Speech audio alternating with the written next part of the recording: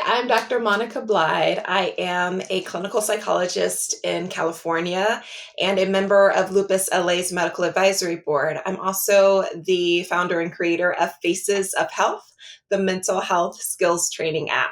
I've been living with lupus since 2012. So the things that I share with you come both from my lived experience as well as my professional training and expertise.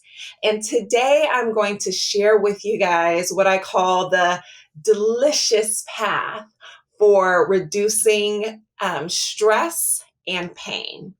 So, when I think about the experience of pain in our bodies as people living with lupus, I think about first the causes of pain. And one of the main things that contribute to that is inflammation. And one of the main things that contributes to inflammation is stress. Stress plus our diet plus lack of movement and those sorts of things. But I'd like to first start with sharing with you guys what stress looks like, how it actually shows up in our bodies from a scientific point of view, and then go on to that delicious plan that's going to help us all to actually reduce the pain that we are experiencing.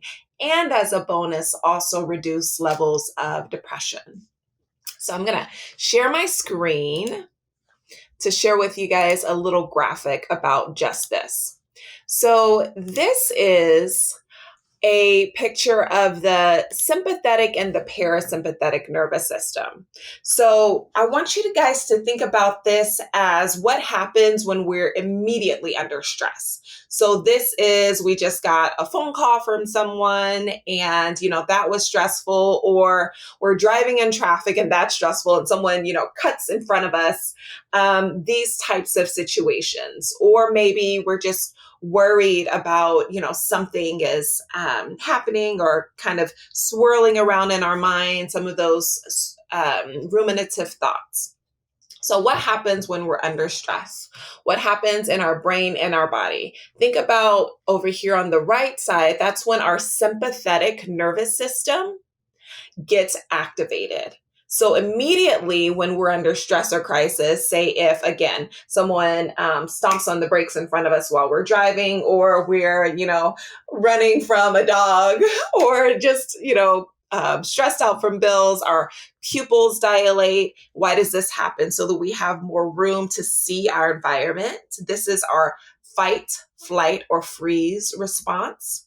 It inhibits the flow of saliva, accelerates our heart rate, dilates our bronchi, which is our lungs. So we get like short breaths, increased heart rate.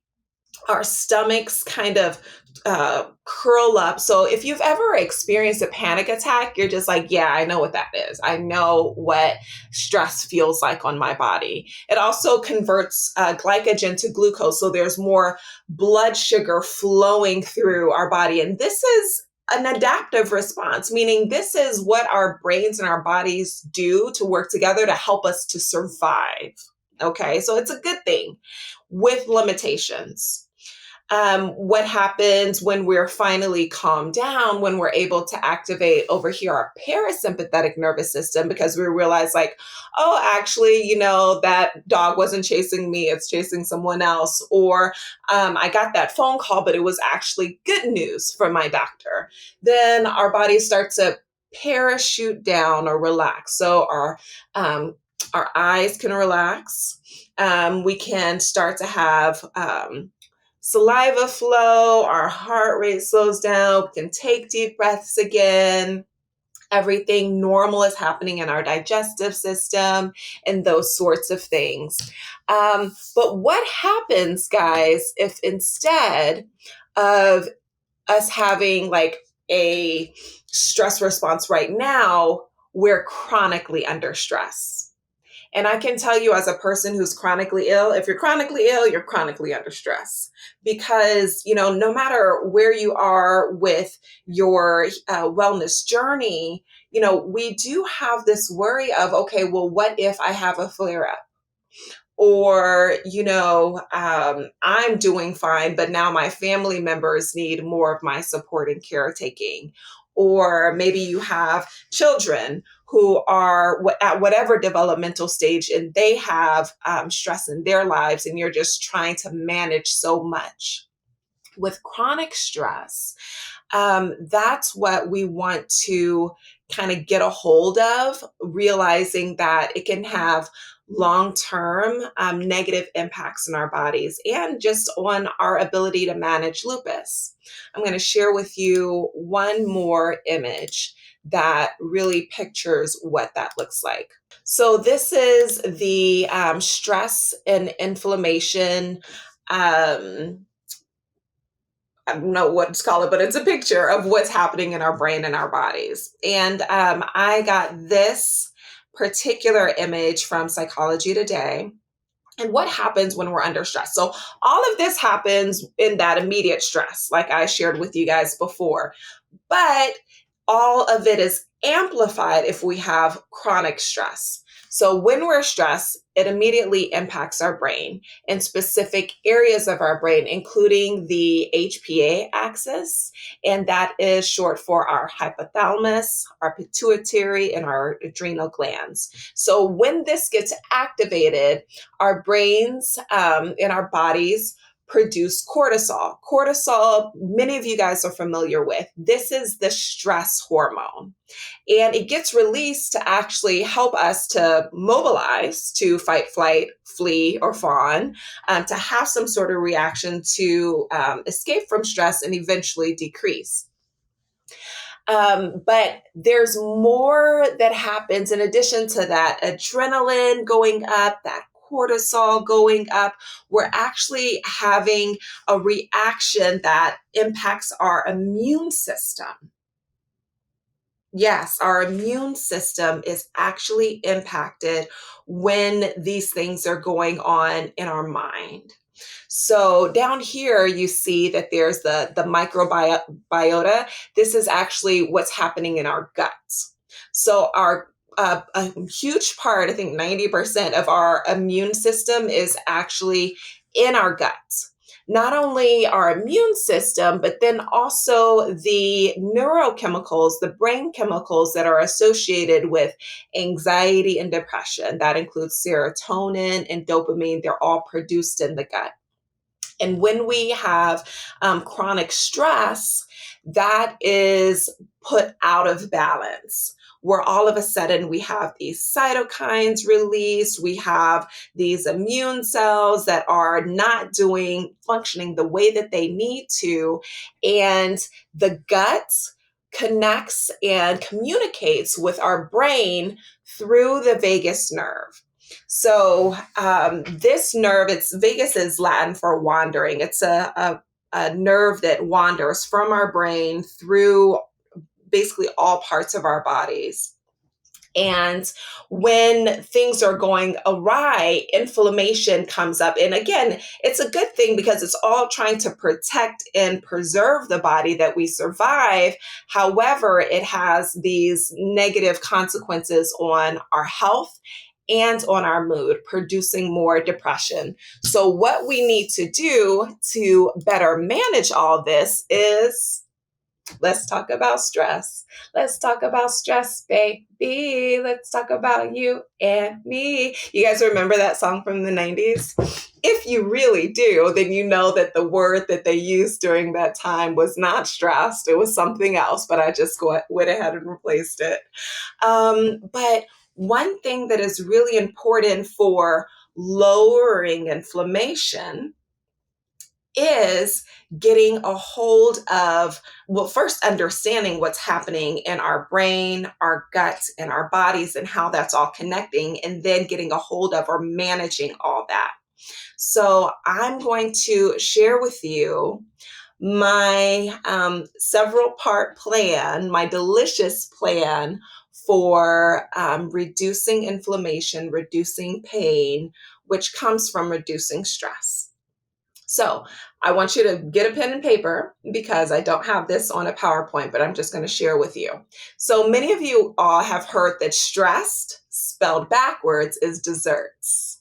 So that's my, delicious plan. Stress spelled backwards is desserts, but don't get too excited. Right, just yet. And don't turn off the recording yet saying like, oh, Dr. Blied said that, in order for me to heal my lupus, I just need to eat a dessert. That ain't it. Okay. So just hold on, hold tight. Desserts it's a play on words, and it's actually an acronym for these skills and tools that I'm going to teach you that's going to help you to reduce stress and reduce inflammation and pain in your body. So it starts with D. D is for deep breathing. One way that we can activate that vagus nerve and the parasympathetic nervous system, which is our body's relaxation system, again, that's going to help reduce the levels of cortisol and adrenaline that is flowing through, that's going to reduce inflammation and improve our immune response, is through taking a deep breath. And I know this sounds simple. It's simple yet profound. And so just go ahead and take a deep breath. I'm waiting. Go ahead and take a deep breath. Okay. So when most people take a deep breath, when you're in your doctor's office, they go like this.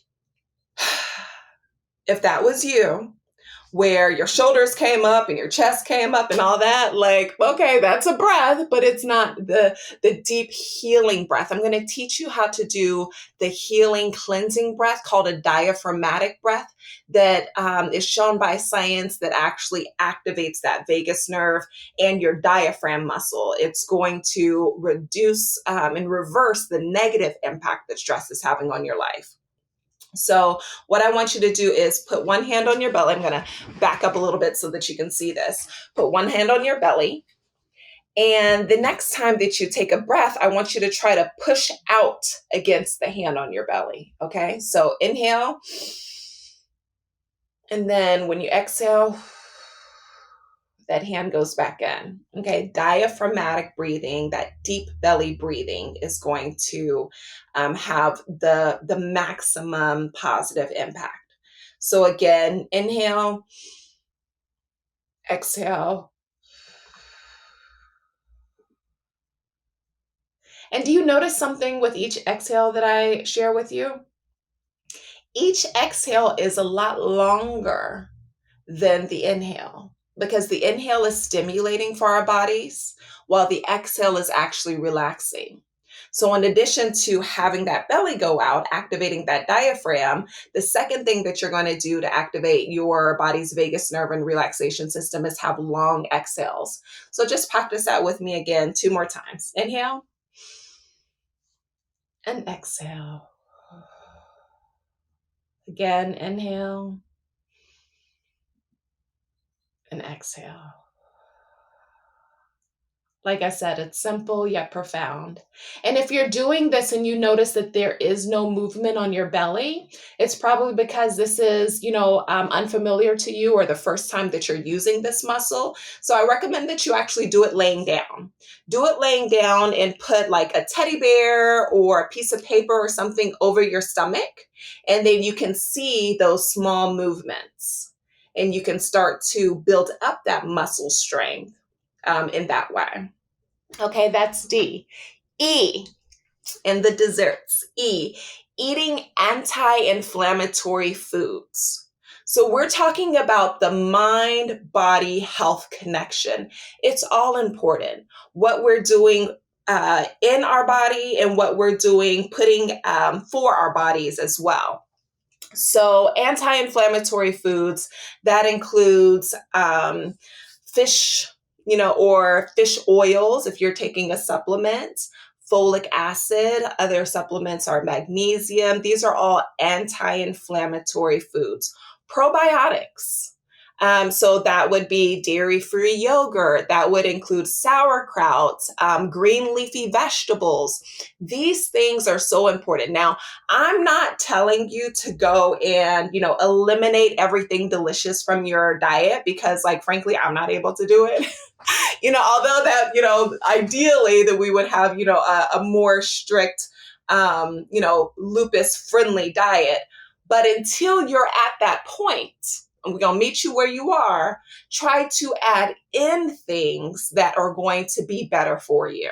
Okay, so try to add in those green leafy vegetables on a daily basis, or at least, several times a week, three or four times a week. Try to add in the probiotic foods or the supplements. I'm taking supplements every single day because I still need pizza once a week.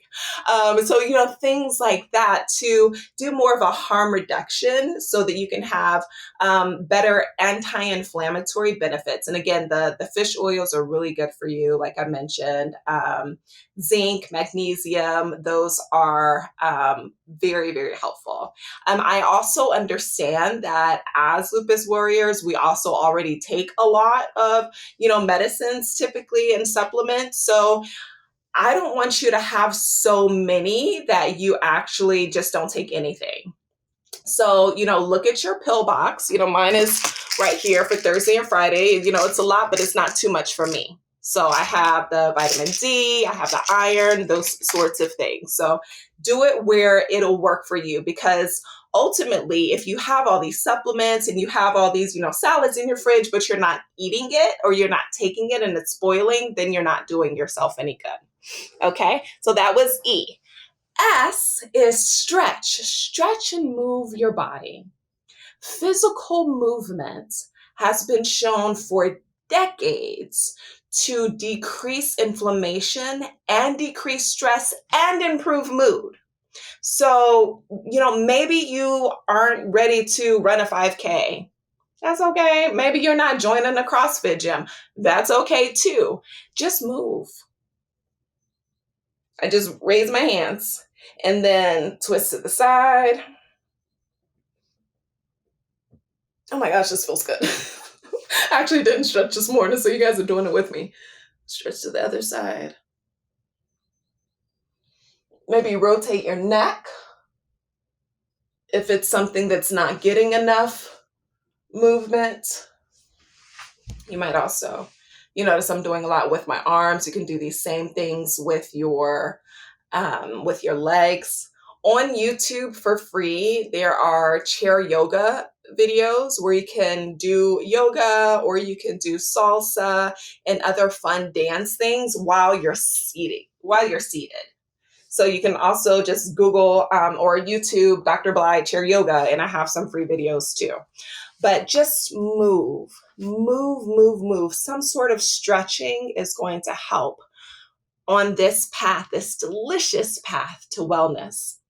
The other S is somatic work. Not a lot of people have heard the term somatic work or somatic therapy. However, most of us have done it.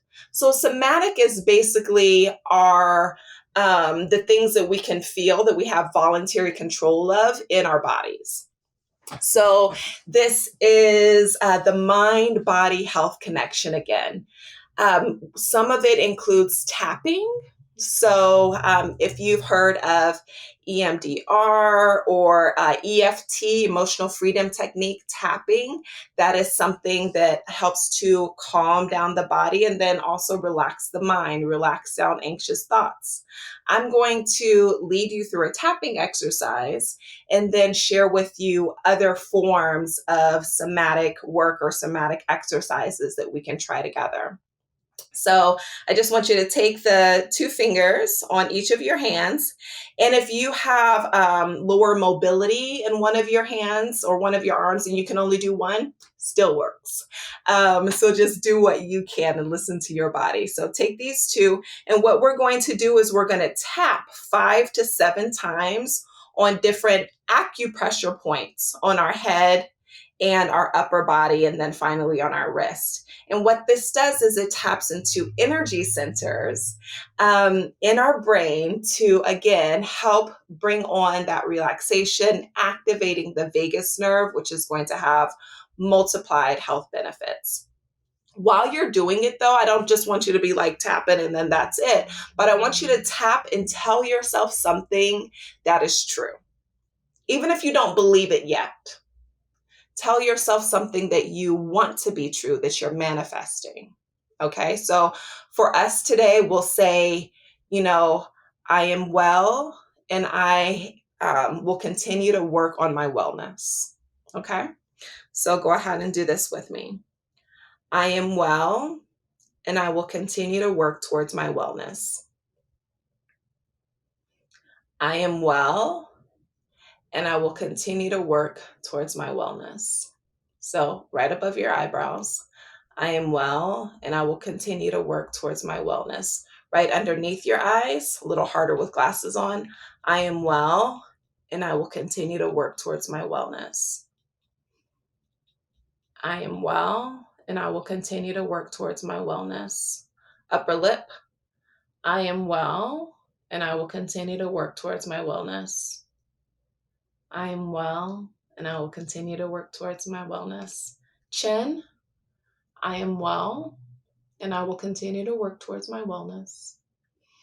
I am well, and I will continue to work towards my wellness. Okay, collarbones, I am well, and I will continue to work towards my wellness. You might combine it with that deep breath. I am well, and I will continue to work towards my wellness. Hold your wrist. Take a breath and say peace.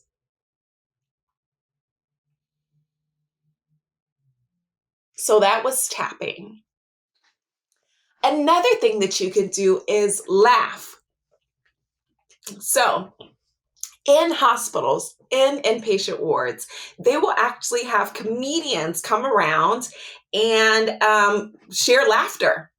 Because laughter, just the act of laughing or even smiling, has been shown to speed up healing, to improve our immune system, and again, to reduce inflammation. So what I want you to do, if you don't have anything to laugh at, you can laugh at me right now, okay?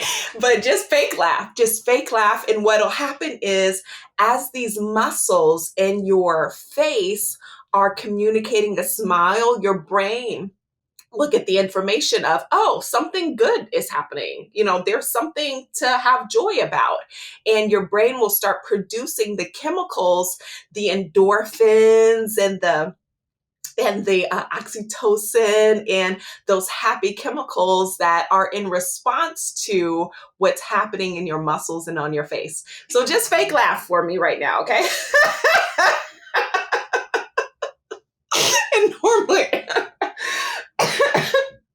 And normally when you fake laugh, like you make yourself laugh because you're laughing at yourself, but go ahead, just fake laugh. Just for 5 seconds. Think about the funniest thing that you've seen lately. Or maybe a mistake that you made that you're just like, you know what? I am human. Let me just laugh. And that 10 seconds can actually help to reverse years of the harm that came from those overactive stress responses. We are going to use the science of our biology to heal ourselves. So laugh, smile, and say if you don't have it in you, you're just like, I can't even fake smile right now. I can't even fake laugh because there's just too much stress and distress happening right now. Here's a trick. They did this in a study with medical students. Just put a pin in your mouth like this. And just hold it in your mouth, and it actually stimulates the same muscles as a smile. So same brain response of, oh, there's something to smile about. There's something joyous going on, and you'll get a similar response. So yeah. And then another somatic exercise is a self-hug. So I want you to just put your arms, one arm around the other. This looks awkward. But if you're doing it with me, then it's not too awkward. We can be weird together, okay? So hug yourself. And how comforting is that? How comforting is that to be held? Even if it's by yourself right now, sometimes you got to encourage yourself, okay? So hug yourself, hold yourself tight. This is especially important in moments of acute stress, in moments where stress is happening right now. Hold yourself, hug yourself, and then you might even go up and down in your arms like this. And this is actually called havening touch. And this produces oxytocin. This produces the love chemical in your body. Okay, so hug yourself, hold yourself, maybe sing to yourself a little hum. And as silly as it is, it's silly and profound. It's simple and profound. These are things that science has told us it works. It works. Do it. I'm just gonna keep doing it for a little bit because it feels good for me before I move on to the rest of the dessert. And guess what? You deserve it. You deserve to be well. You deserve good love. You deserve to be held. And it's okay that the holding is just from yourself right now. Maybe it'll be different in a while, or maybe this is what you need in this moment. But give yourself what you need in this moment. Okay? That was the second S. E, energy rechargers. Okay? Think about this. Have you ever been in a specific environment or been doing a task and it feels like your energy is depleted? Or maybe you're around certain people where they're almost like energy vampires, where they kind of just suck the life out of you, and you find that when you get home that day, you're quite drained. Notice what are the energy depleters and the energy vampires. And notice also in your life, what are energy rechargers? What actually makes you feel good? What are the things that bring you pleasure, that bring you kind of a little vitality? So for me, what are energy rechargers, or actually energy maintainers? So it's not going to deplete me, but it kind of keeps me calm or neutral, is like watching nature documentaries. For you, it may be actually going out in nature when the UV index is down because we want to be sun safe. Or maybe it is spending time with someone where the relationship is mutual and good and happy. Or maybe it is doing some adult coloring, or you just find what it is. Put on some music and dance. Dancing, like it's 1999. I was like 15 at that time. But so maybe I could dance better than I could now. But just dance, sing. For some people it's cleaning. I admire you. I envy you. That ain't it for me. But what is it for you? What are energy revitalizers? What are energy rechargers? And that's what you're going to do, because we're talking about the whole person, you as a whole person, mind, body, spirit, and also community. And we'll talk about that later in my T. R, reflect on what went right.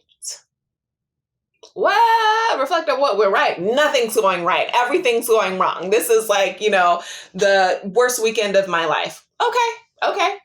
But is there anything that went right? Well, actually, and it may take some additional time and intention to think about what's going right now. But what you're doing is, as you're doing that on purpose, is you're training your brain to look for what else went right. Because what our brains do, and this is a part of cognitive behavioral therapy, CBT, is when we've had ourselves a thought, whether it be that I'm depressed, I'm sad, I'm always going to be in pain, our brains will look for evidence of that being true. When we instead train our brains to say, like, okay, well, what is going right in this moment? Or what went right with that situation? Like, okay, I stood up for myself, I advocated, even though that person won't talk to me anymore because, they don't respect my boundaries. But, what went right? And also gratitude. What is one thing that I'm thankful for? I'm thankful that I have Lupus LA. That is, gives me resources like this for free, that, has a community, option, or I'm really thankful that I woke up today because, I didn't think that I'd make it this long. Or I'm thankful that I'm not alone in this journey and this struggle. What are you thankful for? Reflect on those things, because baby, what you tell yourself, it makes a difference. It makes a huge difference. And it's going to determine whether that vagus nerve gets activated, that relaxation system gets activated, and that our gut microbiota is healthy and flourishing. meaning we have properly functioned immunity, what's happening in our gut, and we have lowering levels of inflammation instead of pro-inflammation, that we have enough of the serotonin and norepinephrine and dopamine all created and bubbling up so that we can fight depression and anxiety and those symptoms. It makes a difference. So just notice what you tell yourself, notice what you've been telling yourself, and think about, is there any different way that I can look at this? Instead of, like, oh, this pain has never gone away, I can think of, okay, I've been through hard things. Everything that I thought was going to take me out hasn't, because I'm still here. And I can make it through this. I can make it through this. Reflect on what you're telling yourself and reflect on what went right and have some gratitude. Now we're at the tea and desserts. T is for teamwork. So we don't do any of this alone. We can't be alone in this journey. We were designed for community and for connection. So find supportive community, meaning not those energy vampires, not the people who are going to drain you and just take, but people where you can be in a reciprocal relationship, where you're giving and they're giving, where you're encouraging and they're encouraging. Yes, you have some, you can be a mentor and an advisor and you can help people, you can be a caretaker, but you also need those relationships, most importantly, that are going to refill you, that are going to refill your cup. So again, you have an overflow, and what you're giving to others who need a lot from you is from your overflow. So you're never depleted. So T is for teamwork. Seek out that community if you don't have it just yet. And it's okay if you don't have it just yet. Lupus LA has support groups. You can find a therapist who's going to be your cheerleader and also your, giving you another perspective, helping you to shift sinking thinking, those sorts of things. Get support. You can also download the Faces of Health app, just a little plug, because there's a community feature in there, kind of like a Facebook, in addition to learning different mental health skills that I've been teaching today. But find your community, find that circle of solidarity where you feel affirmed, where you feel seen, and you're reminded you are not alone and you will get through this. Okay? Teamwork. And finally, S, the last S in desserts for my delicious plan for stress management, is sleep. Aim to get 8 to 10 hours of sleep. So I know that, traditional, medical advice is like 6 to 8 hours for adults. That doesn't count if you have lupus, because we need more. And what happens while we're sleeping is our gut microbiota is allowed to heal and is allowed to do the work that it needs to do for the rest of our brain and body. And our body is able to actually clear out those harmful chemicals that were built up during the day, the over excess of cortisol, the over excess of adrenaline, and those sorts of things that we don't need because we're not in immediate crisis. So getting enough rest is really vitally important. And I know that here's the catch: when you have lupus plus, the chronic pain that goes along with it, you may not get good sleep.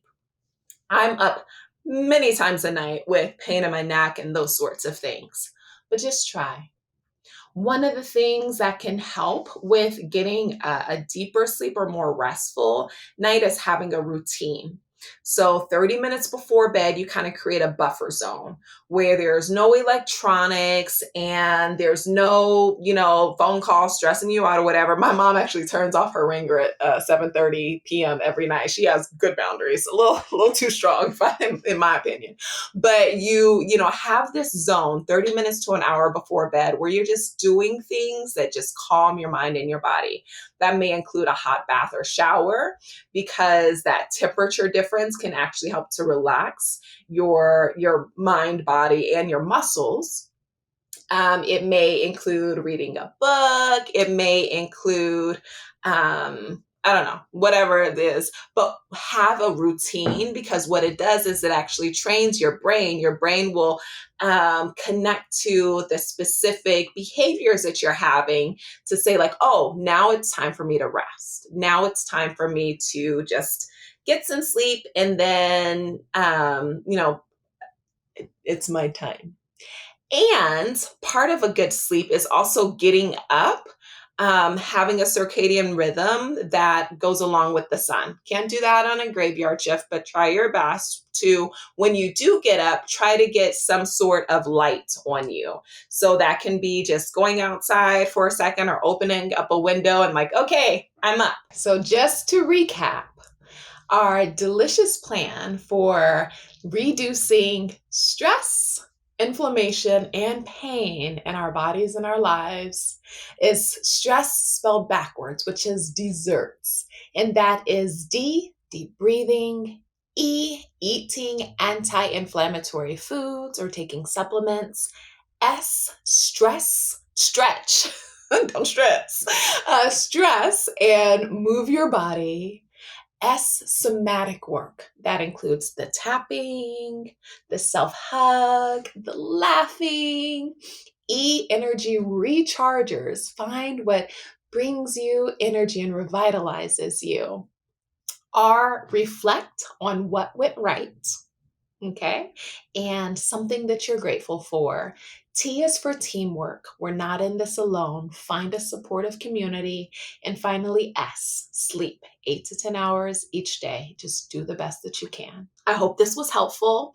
If you have other questions, like to reach out to me, I can be found at facesofhealth.net, FACES of health. I had to think about the spelling. Facesofhealth.net or drblied.com.